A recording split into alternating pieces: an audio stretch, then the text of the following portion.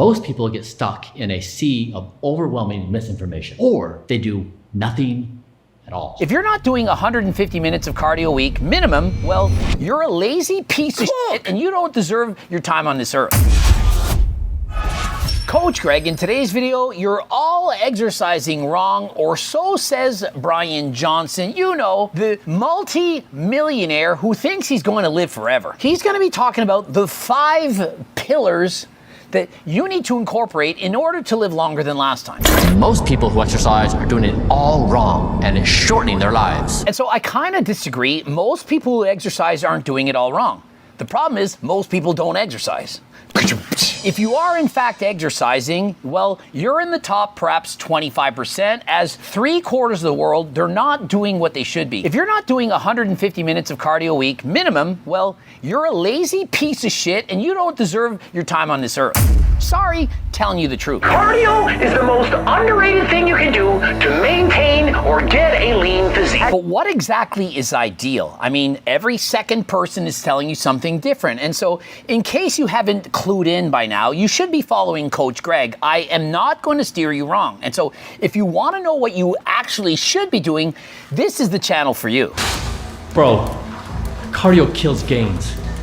Everyone knows that. Yeah? Well, I got news for you, bro. Lifting makes you slow. I find it ironic that he's literally on a bike. I myself rode 100 kilometers on my bike this morning. It took just over 3 hours here in Miami. Many of you said this is a green screen. You're thinking that Coach Greg only films from my studio. I film all over the world. Notice, bro is lifting weights. The other bro is riding a bike. Coach Greg does both. I lift weights every 4 days, and on those other days, I'm clearly riding my bike. I'm doing everything to be fit. Most people get stuck in a sea of overwhelming misinformation. They hyper-focus on one form of exercise, or they do nothing at all. Woo. Key point, nothing at all. And so if you're lifting weights and not doing cardio and not lifting weights, well, it's better than nothing. In fact, it's way better than most people, but you should, if possible, be doing both. But if you can only do one, it's cardio. And remember, this is coming from an IFBB pro bodybuilder. And so you would think, hey, I'm biased to say you should be lifting weights. No, doing cardio is more important than lifting weights. And your VO2 max is, in fact, the #1 predictor of longevity. And so, of course, if you're interested in improving your VO2 max, you're clearly going to get GO2 max. Why do you think I called it GO2 max? Top of that, you add in the testosterone, you go to the bike, you go to the gym, you do your cardio, and you are going to live longer than last time. Deja vu. A massive Swedish study of more than 1 million young men found that those in the weakest third had a 20 to 35% higher risk of premature death compared to the strongest. Clearly, it isn't good to be weak. If you're weak and you're old, you're going to be frail, you're most likely going to fall, you're going to trip, you're going to break your hip, you're going to end up in hospital, and you're going to die. Sorry to tell you, sorry to burst your bubble. Being stronger is better, but you don't need to be too strong. And so, for example, do you really think that half Thor, you know, the mountain who can deadlift well over 1,000 pounds with ease, do you think he's going to be living longer than you? Of course he's not, because he's abusing performance-enhancing drugs, and he weighs over 400 pounds, and so he's clearly taking decades off of his life, but hey, he's willing to trade that to be famous, to be rich, and so that is his prerogative. But if you want to live a long and healthy life, you should not be abusing steroids, you should be using performance-enhancing drugs, but you should still be lifting weights. But how much? All you need to do, at most, is to train your entire body twice a week. It isn't that much. You could do it in perhaps an hour. And so if you dedicate 2 hours to going to the gym, to lifting weights, to pushing yourself, that is enough. You do not need to do more than that.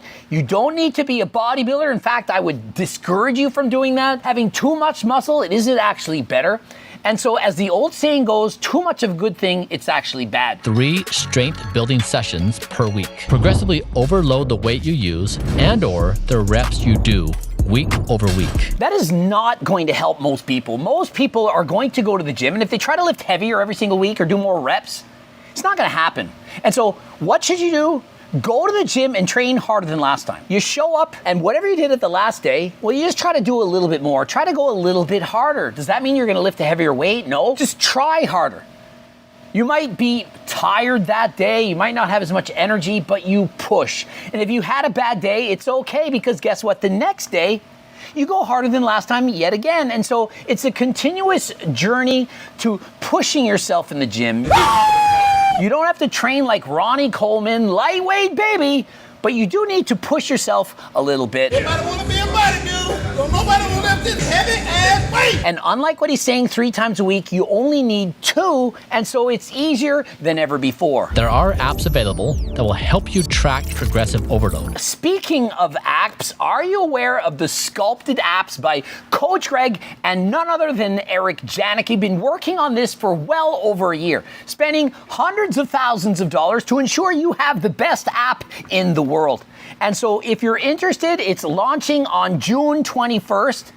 The pre-launch is available right now, and so if you would like to purchase the Sculpt app, remember, it's going to calculate your body fat percentage. You all know how famous my laser eyes are. Going to tell you how to train. You can see both Eric Janicki as well as myself demonstrating, explaining exercises, and so please click the link in the description and apply today. Here are some of the false narratives. Cardio kills your muscle gains. I'm 50. Do I look like I've lost all my muscle?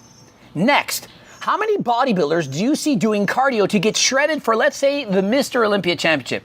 We have guys like Chris Bumstead, C-Bum, 6-time champion, doing an hour and a half of cardio each and every day. Does it look like he hurt his gains? If you want to be healthy and you want to keep building muscle, you absolutely can and should be doing Zone 2 cardio. And what exactly is Zone 2 cardio?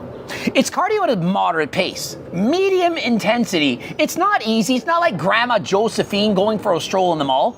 It's actually walking with intention up a hill, doing the incline at 15%, which burns double the calories as walking on a flat, or pushing yourself to the point where you're actually breathing. Now, it's not so hard where you cannot talk, where you can't, for example, watch a Coach Greg video, but it's hard enough that you can feel it, but you should feel like you could do this for at least a couple of hours. I personally aim for 150 minutes of Zone 2 cardio per week. 150 minutes of Zone 2 cardio, that's the minimum, the least amount that you can do. Doing more is obviously way better. For example, 300 minutes. If you do just the minimum, it's better than most people, but why would you just do the minimum? I mean, do you not want to improve your quality and quantity of life? I mean, I certainly do. And so please, if you can, try to exercise more. Now, if you want to get all the benefits of cardio, it doesn't stop at Zone 2. Zone 2 is the intro, the start, if you will.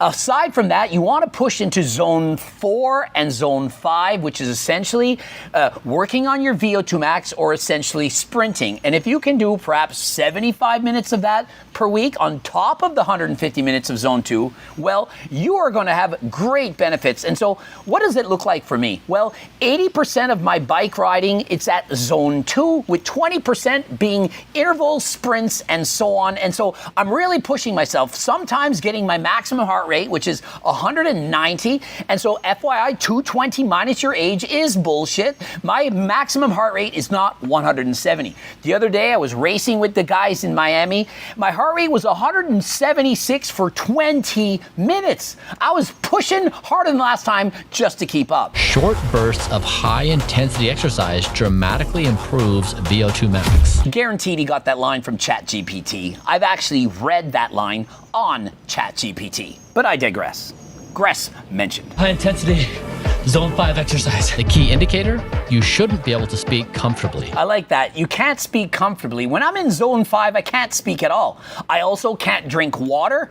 All I can do is focus on putting power into the pedals and trying to keep up. And so essentially, every single bike race that I'm doing, I'm in Zone 4 and Zone 5 a number of times. With every hill, seeing as I'm a heavy guy, 190 pounds, being a 5'6" manlet, it's very hard to keep up. I'm pushing to my limits until I get dropped stopped or I win the race. The truth is, mobility determines how long your body stays functional. Clearly, you all know that stretching is important. I mean, you've seen Coach Greg going to yoga. I've been doing flexibility. When I was a physical education teacher, I was stretching 5 times a day as I was clearly instructing my students. But as I've gotten older, I'm no longer a teacher. I teach all of you on the internet. I'm still stretching, just not as much as before. But notice elite athletes, how often they're pulling a hammy, a quad. Have we not seen Chris Bumstead? And so take it from me, it's important to stretch, in particular, the muscles that are tight. If you feel a pain, if you can't tie your shoes, if you can't touch the floor, you got to incorporate it in your routine. Now, if you're already hypermobile, you should see Mepsigram in the boudoir. Her legs are going everywhere. And so if you're already flexible like that, well, you don't need to train it because you're already advanced. To the same extent, if you already have single-digit body fat, why are you going on a diet? And so if you're very flexible, you don't need to practice it. And if you have as much muscle as Coach Greg, you don't need to lift weights. And so please work on your weaknesses and maintain your strengths. Balance is possibly the most overlooked pillar of longevity fitness. And so here's the thing. You don't need to work on balance. It's automatic. When I ride my bike for 100 kilometers this morning, do you not think my body is working on balance? You think I have to stand there and balance myself on one leg? I'm riding a bike. I'm stabilizing myself. If you're lifting weights at the gym and you're doing squats, you're using balance. When I'm doing pistol squats on one leg, clearly my balance is already being trained. I don't need to focus on that. And so unless you're elderly and you have no balance, I don't think this is as important. If you already have the strength and the cardio and you're being active, this is going to be an automatic. Movement isn't just about looking younger, it's about building a body to carry you forward for decades to come. And to add to this, it's an excellent video. I highly suggest you go follow Brian Johnson. What I would say is that you need to not only like what you're doing, you need to love it. He's doing 8 to 10 hours of exercise each and every week. I'm doing at least 12, perhaps sometimes 15 hours a week. I wouldn't do that if I didn't love it. And so for me, going for a 100-kilometer bike ride in the morning, it isn't torture. I look forward to it. I can't wait to do it. And so you need to find exercises that you enjoy, that you will want to keep doing, that will get you out of bed in the morning. You look forward to it. I can't wait to go to the gym. I can't wait to train. I can't wait to go for that walk. Perhaps it's swimming, biking, running, whatever it may be. Find your passion, find your love, and go and do it harder than last time. Subscribe, click the bell button, comment to boost the algorithm. Please go to AlgoRx as well as HTLT supplements, as well as the Sculpted Act. Click the links, buy the shit, and get it going right now. Don't forget to watch either of those 2 bloops. If you're interested in getting coached by myself and my team, of course, the supplements into your stores, or if you want to become a sponsored athlete, click on some links until you find something that works. And until next time, I am out.